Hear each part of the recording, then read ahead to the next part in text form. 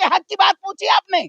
आप बताइए, आप इस देश की जनता के साथ, आप इस देश की जनता के साथ कहीं ना कहीं अन्याय करने का काम किया है। मैं दिल्ली के अंदर जो है महिला अभी लाइन लगे हुए हैं, महिलाओं के लिए पिंक कार्ड बना रहे हैं दिल्ली सरकार, क्या कहेंगे? देखिए, ये सरकार जिस तरीके से भारतीय जनता पार्टी की सरकार देश के बाद और जब से दिल्ली में आई है, ये महिलाओं की ही नहीं, जिस तरीके से भारतीय जनता पार्टी ने ये सिर्फ और सिर्फ देश की महिलाओं के साथ शोषण करने का काम किया है, देश की जनता के साथ कहीं ना कहीं इन्होंने छलावा करने का काम किया है। जिन जो जो योजनाएं अभी तक दिल्ली की महिलाओं को मिल रही थी, आज जिस तरीके से इस सरकार ने लाइन में लगाने का काम किया है, ये कहीं ना कहीं नरेंद्र मोदी और दिल्ली की मुख्यमंत्री रेखा गुप्ता की विफलता है और इसको साबित कर रही हैं। आप बताइए, पहले महिलाएं बसों में बैठ जाती थी, उनको टिकट लेके और उसके बाद यात्राएं करनी पड़ती थी, अब उनको प्रभावित किया जा रहा है, उनको परेशान किया जा रहा है। ये पूरी तरीके से ये ऐसी योजनाओं को भारतीय जनता पार्टी और दिल्ली की सरकार खत्म करना चाहती है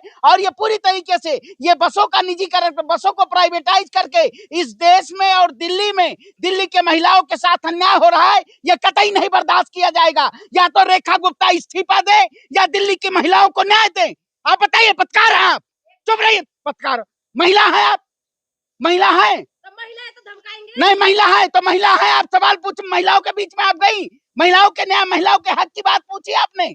आप बताइए, आप इस देश की जनता के साथ, आप इस देश की जनता के साथ कहीं ना कहीं अन्याय करने का काम किया है। मैं पूछना चाहता हूं, दिल्ली की मुख्यमंत्री अरविंद, जिस तरीके से दिल्ली के मुख्यमंत्री ने देश की जनता के साथ अन्याय किया है, यह बर्दाश्त नहीं किया जाएगा। और आप बताइए, लाइन में आज सिलेंडरों में लाइन में लगा दिया गया है। आप जो केजरीवाल ने बोला है जी। तो कहीं से कहीं मिलावट कोई शब्द में नहीं लग रही। और राहुल गांधी ने जो पार्लियामेंट में बोला है तो सारी चीज का जो प्रधानमंत्री की पोस्ट और प्रधानमंत्री का जिस प्रकार से शपथ समारोह होता है कि नरेंद्र सरेंडर और गैस सरेंडर, सरेंडर क्या है उसका हैश टाइटल, मुझे लगता है कि दोनों ही तालमेल रखते हैं। और जिस प्रकार से पार्लियामेंट से आवाज उठती है, विधानसभा लेवल में केजरीवाल जी उठा रहे हैं, उसी प्रकार से भारत देश की जनता को भी उठाना चाहिए और यह बोलना चाहिए कि भारत देश की जो विदेश नीति उसकी समीक्षा हो।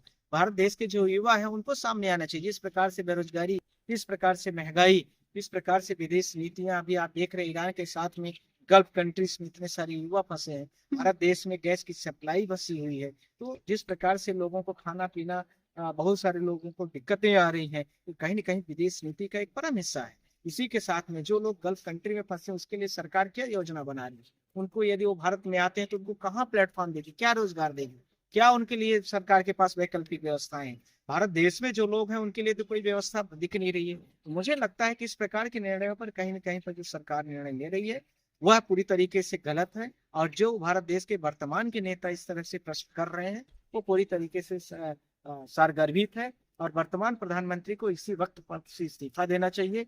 और इस तरह के निर्णयों को जो इस तरह से उन्होंने निर्णय लेना लिया है उसके लिए भारत देश के लिए माफी मांगे और अपने पद से इस्तीफा देते हुए किसी दूरवर्ती सुदूरवर्ती जो भारत देश का इंटेलेक्चुअल उनको लगता हो उसको ऐसी जगहों पर बैठाना चाहिए, न कि पूरी जैसे जो अम्बेसडर कभी जमानों में हुआ करते थे जी। और बाद में फिर आए तो उसके बाद बीजेपी से सांठ गांठ करके बहुत सारी फाइलों के साथ में जो एप्स्टीन फाइल वगैरह आई है, ऐसे लोगों का नाम ना आगे किया जाए। और प्रधानमंत्री नरेंद्र मोदी जो है वो भारत देश की गरिमा को नष्ट करें, उनको तत्काल भारत देश इस समय पर उनको अपने पद से इस्तीफा दे देना चाहिए।